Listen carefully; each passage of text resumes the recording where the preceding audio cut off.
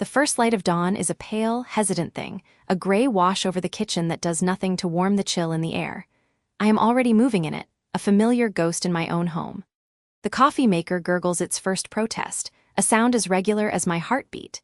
5 a.m. It is not an alarm clock that wakes me, but the clockwork of devotion wound tight for decades and now set to a new, precious time. In 4 hours, my day truly begins. In 4 hours, the front door will open and a small voice will call out "Gamma," and this quiet, empty house will fill with a light no sun can rival. I use these morning hours to prepare, to fortify myself. I slice apples, peel oranges, arrange cheese cubes on a small plastic plate shaped like a dinosaur. I do not buy the pre-packaged things Keisha brings sometimes, the ones with the cartoon characters and ingredients I cannot pronounce. Food is love, my own mother used to say, and she was right. It is a tangible thing, something you can hold in your hands and offer. I wrap the plate carefully in cling film and place it in the refrigerator next to the sippy cup of whole milk. Jadon needs the fat for his growing brain, I am sure of it. Keisha mentions skim milk sometimes, but I let those suggestions drift away like steam from my coffee cup. There are some hills a grandmother must be willing to die on. By 9 o'clock, the house is ready. The dangerous corners are patted, the good knickknacks are on a high shelf, and a faint smell of lemon polish hangs in the air. I stand by the window, my hand resting on the cool glass, waiting. It is a ritual. Then the familiar crunch of tires on the driveway. My breath catches, just for a second, as it always does. The car door opens and Marcus unfolds himself from the driver's seat. My boy. He looks so tired, shadows under his eyes even from this distance. He leans back in, and when he stands again, he is holding my entire world. Jadon is bundled in a puffy blue coat, his little legs kicking as Marcus carries him up the path. I open the door before they can knock, the cold air rushing in like an uninvited guest. "Good morning, my sweet boy," I say, my voice softening into a tone I use for no one else. Marcus hands him over. Jadon's small body is heavy and warm against my shoulder. He smells of sleep and baby shampoo. "He was up a bit late," Marcus says, his voice rough with a morning he has not yet had coffee to face. "Big project at work. Keisha had a conference call at 7. "It is no trouble," I say, and I mean it. It is never any trouble. You go, build your empire. I smile at him, trying to pour all my strength into that look. He is chasing the dream, the one his father and I scrimped and saved for but never quite reached. We are the foundation, Marcus and Keisha are the walls, and Jadon is the precious jewel in the spire. That is how it is supposed to be. Marcus kisses Jadon's head, then mine. "Thanks, Mom. I do not know what we would do without you." "You would manage," I say, but we both know it is not true. This is my purpose now. This is the sacrifice, but it does not feel like one. It feels like a privilege. The door closes and the world shrinks to the two of us. Our day has a rhythm as old as time itself. We build forts with my best blankets. We read The Very Hungry Caterpillar 3 times in a row. We watch the bird feeder out the back window and I tell him the names of the birds he points to. Sparrow, cardinal, blue jay. He tries to repeat the words, his toddler tongue twisting them into something new and beautiful. This is how he will learn, I think. Not from flashcards or screens, but from life, from me. The tension, when it comes, is so small it is almost invisible. A hairline crack in the perfect china of our day. It is lunchtime. Jadon is in his high chair, happily mashing a banana onto his face. I have the dinosaur plate ready, the one with the apples and cheese. I also have a small bowl of warm oatmeal, the way my children ate it, with a little brown sugar and a pat of butter melting on top. "Look, Jadon," I coo, spooning a bit toward his mouth. "Yummy oatmeal." He opens his mouth like a little bird and swallows it. A victory, but as I go for the second spoonful, I see Keisha's car pulling into the driveway. Early. My heart gives a little jump, a mix of surprise and something else, something I do not like to name. She must be on her lunch break. She comes in, bringing a gust of cold air and the scent of her perfume, something modern and floral. "Hello, my 2 favorite people," she says, her voice bright and efficient. She shrugs off her coat and comes straight to the high chair, kissing Jadon's sticky cheek. "I hope you do not mind," I say. "I thought I would give him some oatmeal. It is so cold outside." Keisha's smile is warm, but her eyes flicker to the bowl. "Oh, well, we are trying to avoid grains before nap time. The pediatrician said it can spike his blood sugar and then he crashes. makes napping a nightmare. She says it lightly, as if it is the most natural thing in the world. She reaches into the large diaper bag she carries, a sleek gray thing that looks nothing like the cheerful fabric one I used, and pulls out a pouch. It is beige and green, with a picture of spinach and a sweet potato on it. We have been loving these veggie blends. She unscrews the cap and offers the pouch to Jadon. He takes it eagerly, squeezing the pureed contents directly into his mouth. I look down at the bowl of oatmeal. The butter has solidified into a thin, greasy film on the surface. It looks suddenly foolish, a relic from another age.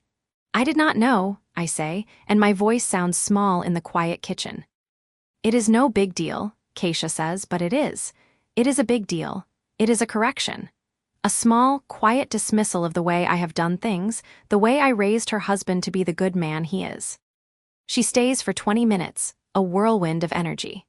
She checks her phone, talks in a bright voice about quarterly reports and marketing synergies, words that mean nothing in the warm, simple world Jadon and I inhabit. She plays with him for a few moments, a high-energy game of peekaboo that leaves him breathless and overstimulated. Then she is putting her coat back on. "Okay, baby boy, mommy has to go back to slay the dragons," she says, kissing Jadon again. "Thank you, Brenda, really, we appreciate this so much." And she is gone. The door closes, and the house feels too quiet again, but in a different way. The silence is heavier now. Jadon finishes his pouch and starts to fuss, rubbing his eyes with his little fists. Nap time. I clean him up, my movements slower now, more deliberate. I carry him to the room that was once Marcus's, now transformed into a nursery for his son. The mobile of painted wooden stars turns slowly above the crib. I sing the same lullaby I sang to Marcus, my voice a low hum in the quiet room. Jadon's eyelids grow heavy, his breathing deepens. As he drifts off, his little hand clutching the edge of his blanket, I allow myself to look at him, truly look. I see the curve of his cheek, so like his father's. But I also see Keisha in the shape of his eyes, in the determined set of his brow. He is a blend of them, a new creation with a new set of rules I am apparently still learning. I stand there long after he has fallen asleep, watching the gentle rise and fall of his chest. The house is silent, but my mind is not. It is filled with the echo of Keisha's words, with the image of that beige pouch. It is just oatmeal, I tell myself. It is just a small thing. But as I turn to leave the room, pulling the door closed until it is just ajar, a cold certainty settles in my stomach. It was not about the oatmeal. It was a battle I did not even know was being fought, over a territory I thought was unquestionably mine. And I have the chilling feeling that I have already lost the first skirmish. The faux leather couch is cold against my legs, even through the fabric of my dress. It is a strange, clinical coldness, like the air in this room. Dr. Evans's office is meant to be calming, I suppose, with its muted beige walls and a single, inoffensive abstract painting of swirling blues and grays. A box of tissues sits prominently on the glass coffee table between us, a silent promise of the pain we are here to excavate. I focus on that box, on its crisp white cardboard, because it is easier than looking at the faces of my family arranged around me like unhappy statues. Mom Brenda sits ramrod straight in the armchair opposite, her hands clasped tightly in her lap. She has worn her best church dress, a floral print with a high collar, as if this is a solemn occasion to be dressed for. Dad Robert is beside me on the couch, a solid, warm presence, but he feels a million miles away. He is staring at a spot on the rug, his brow furrowed in that familiar way that means he is searching for words that will not come. And then there is Marcus, perched on the very edge of a straight-backed chair, looking like he would rather be anywhere else in the world. He is the conduit, the messenger, and the weight of his unsent message is pressing down on all of us. Dr. Evans, a woman with a kind face and gentle eyes, begins. "Thank you all for coming. This is a safe space, a place for honesty. The goal is understanding." Her voice is soft, but each word feels heavy. "Brenda, Robert, Keisha has asked that Marcus share something with you today, with me here to help facilitate. Marcus, whenever you are ready." Marcus clears his throat. The sound is loud in the quiet room. He shifts his weight and the chair creaks in protest. He will not look at Mom. He looks at me and I give a tiny, desperate nod. "You have to do this, for me." "Keisha, she asked me to tell you something," he starts, his voice low and hesitant. She is not coming back home. She is not moving back in after graduation." The words hang in the air, simple and declarative. For a moment, there is only silence. I watch my mother's face. I see the information land, not as words, but as a physical blow. Her spine stiffens even more if that is possible. Her eyes, which had been fixed on Dr. Evans with a look of determined cooperation, dart to Marcus, then to me. There is a flicker of confusion, then a slow dawning. "What do you mean?" she asks, her voice unnaturally calm. "Not coming back, where is she going to go?" Marcus takes a deep breath. "She has signed a lease on an apartment, with me. We are moving in together next month." The air leaves the room. Mom's face transforms. The stunned disbelief melts away, and something else rises in its place, something hot and sharp. Her lips press into a thin, white line. "An apartment," she repeats, the word tasting foreign and bitter. "With you." She turns her gaze to me, and it is full of a wounded, bewildered anger. "Keisha, is this true? You would do this, after everything." "Brenda," Dr. Evans says gently, "let us try to explore what Keisha is feeling." But the dam is breaking. I can see it in the tremor of my mother's hands, in the flush creeping up her neck. What she is feeling, the calm facade shatters. What about what I am feeling? I have sacrificed everything for this family. Everything. I put my career on hold. I drove you to every practice, every lesson. I sat up nights when you were sick. I cooked every meal. I cleaned every mess. I made a home for you. And this is my thanks, to be discarded like yesterday's news. To have you sneak around behind my back. Her words are not just words. They are accusations, hurled across the coffee table like stones. Each one hits its mark. I feel a familiar heat rise in my cheeks, a mixture of shame and a rising, defiant anger. "It is not behind your back, Mom," I say, my voice trembling. "I am telling you now. This is me telling you." "Telling me?" she scoffs, her voice rising. "You are telling me? This is a betrayal, Keisha. It is a slap in the face. After all I have done for you, you do not even want to come home. You would rather live in some box with a boy than in the house I built for you." "Brenda, please," my father interjects, his voice a low rumble of warning. But it is too late. The floodgates are open. "Do not Brenda please me, Robert. You do not understand. You are never there. You are at the office. You are on a business trip. You do not see what I do. The hours, the love, the sheer work that goes into making a home, and she throws it all away." She is crying now, angry, hot tears that she wipes away with a furious swipe of her hand. I feel so unappreciated, so used. And that is the word that breaks me. Used. The word comes out louder than I intended, sharp and clear. "You think I am using you." "What would you call it?" she fires back. You take, and the moment you can, you run." "No," I shout, and the sound echoes in the small room. "I am not running from you. I am running toward a life that is mine. Do you have any idea what it is like? Any idea at all? To feel like a guest in your own home? A tenant who has to follow the landlord's rules, but the landlord never leaves." The room goes quiet again, but it is a different kind of quiet, charged and dangerous. Dr. Evans watches, her pen still over her notepad. "What are you talking about?" Mom says, her voice dangerously low. "I am talking about never being able to establish a single rule of my own," I say, the words tumbling out now, years of resentment finding a voice. "If I leave a mug in the sink to soak, it is gone, washed and put away before I can even turn around. If I arrange the pillows on my bed a certain way, I will come back and they will be fixed. If I buy a different kind of cereal, it is a comment on your grocery shopping. It is never my space, Mom. It is always yours. Your home, your rules, your way, I am just living in it under your shadow. I cannot breathe." My mother stares at me as if I am speaking a language she does not understand. "I am keeping a clean house for you. I am taking care of you. That is what a mother does." "It is not care, it is control," I cry. "It is like you cannot stand for anything to be messy, or out of place, or mine. Even my own thoughts feel like they are not private. You want to tidy them up too, to make them neat and acceptable.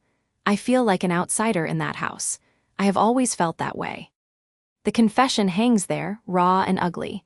I see the hurt in my father's eyes, the shock on Marcus's face, but it is my mother's reaction that seals the chilling atmosphere. The anger drains from her face, replaced by a look of profound, icy betrayal. The tears stop. Her face becomes a mask. "An outsider," she repeats, her voice flat and hollow. "In the home I made for you. After all my sacrifices, this is what you think of me, that I am some kind of jailer." I did not say that, I whisper, but the damage is done. She stands up slowly, smoothing the floral print of her dress with hands that are now perfectly steady. She looks at Dr. Evans, then at my father, and finally at me. Her eyes are empty. I see, she says. Her voice is quiet, but it carries a finality that is more terrifying than her shouting. I see now how little it all meant. Everything I did, it meant nothing. She turns and walks toward the door, her steps measured and precise. She does not look back. The click of the door closing behind her is the loudest sound I have ever heard. The room is left in a shattered silence, the three of us staring at the space where she had been. My father looks at me, his face a landscape of pain and confusion, and he simply shakes his head, a slow, weary motion that holds a universe of disappointment. He does not say a word. He just gets up and follows her out, leaving Marcus and me alone in the suffocating quiet, the truth of what I have said echoing around us, and the terrifying uncertainty of what happens now pressing down. The silence in the car on the way home was a physical presence, a heavy, suffocating blanket woven from guilt and unsaid words. I sat in the passenger seat, staring at the rain-streaked window, watching the world blur into meaningless streaks of light and color. Each swipe of the windshield wiper was like a metronome counting the seconds of my failure. Marcus drove, his knuckles white on the steering wheel, his jaw clenched so tight I thought I could hear his teeth grinding. Keisha was in the back, a statue carved from pure anguish, turned away from us to look out her own window into the darkness. I wanted to say something, anything, to break this awful tension, but Dr. Evans's words echoed in my mind, a relentless indictment. Covert control. Undermining. Your son is not your project. The words were not just accusations. They were keys, unlocking a vault of memories I had carefully curated to showcase my own goodness. I remembered the first time I had organized Jadden's nursery, how I had insisted on the specific, expensive organic crib mattress, because Keisha had not done her research. I remembered taking over his first bath, his first feeding, not because I was asked, but because I saw a hesitation in their movements and assumed incompetence. I had rewritten every milestone in my head as a rescue mission, casting myself as the hero and my son and his wife as the grateful beneficiaries. But in the harsh, unforgiving light of that therapy session, the truth was laid bare. I was not the hero. I was the gatekeeper, standing guard at the door of their family, holding the key just out of reach, believing that only I knew the right way to use it. The love was real, I knew that in my soul, but it had become a twisted, possessive thing, a love that smothered rather than nurtured. We arrived back at their house, the place that had never truly felt like my home, but rather a stage for my constant, uninvited performances. The air inside was stale with the day's frustration. Marcus went straight to the kitchen and poured a glass of water, drinking it in one long, desperate gulp. Keisha whispered that she was going to check on Jadden and disappeared upstairs without looking at either of us. I stood awkwardly in the living room, surrounded by the evidence of my intrusion. The perfectly arranged pillows I had fluffed, the toys I had sorted into bins by type and color, the family photos on the wall that I had insisted on framing and hanging myself. I could hear the soft creak of the floorboards above me as Keisha moved toward Jadden's room. A few moments later, I followed, drawn by a need that was no longer about control, but about witnessing, about finally seeing. I stood just outside the half-open door to the nursery, hidden in the shadows of the hallway. The room was bathed in the soft, warm glow of a nightlight, casting long, dancing shadows on the walls. Jadden was stirring in his crib, letting out a soft, fussy whimper. Keisha moved toward him, her movements slow and weary, heavy with the weight of the evening. "It is all right, baby," she murmured, her voice thick with unshed tears. "Mommy is here." She reached into the crib, her hands gentle as she tried to soothe him. But Jadden, disoriented from sleep and seeking the familiar, recoiled slightly. He blinked up at her in the dim light, his small face crumpled in confusion. Then he reached out a tiny hand not toward her, but toward the doorway where I stood. And he spoke a single, clear, devastating word. "Brenda." The name hung in the air, a bomb detonating in the silent room. It was not a question of recognition, but a statement of need. In his most vulnerable moment, in the arms of his mother, he had called for me. Keisha froze, her entire body went rigid. I saw her shoulders slump as if she had been physically struck. She did not make a sound, but the silence that emanated from her was louder than any scream. She slowly, carefully placed Jadden back in his crib. He began to cry in earnest now, confused by the sudden withdrawal. Keisha turned and walked toward the door, her eyes meeting mine for a fleeting, horrifying second. In that glance, I saw it all. The shattered pride, the eroded confidence, the raw, gaping wound of a motherhood that had been stolen from her piece by piece, with my own 2 hands. She did not say a word. She just walked past me, down the hall, and into the master bedroom, closing the door with a soft, final click that echoed through my entire being. I stood there, paralyzed, the name Brenda still ringing in my ears. It was not a badge of honor, it was a brand of shame. That single word was the irreversible consequence Dr. Evans had warned us about. I had not just been helping, I had been replacing. I had inserted myself so completely into the core of Jadden's world that I had pushed his own mother to the periphery. The pain on Keisha's face was not just anger, it was a profound, soul-deep grief. I had caused that. My love had done that. I do not know how long I stood there. Eventually, Jadden's cries subsided into sniffles, and I mechanically went to him, changing his diaper and preparing a bottle. But this time, every action felt different. The ritual that had once filled me with purpose now felt like a theft. I was going through the motions of a role that was never meant to be mine. When I fed him, I did not feel the usual surge of pride. I felt like an imposter. The next few days were a study in quiet agony.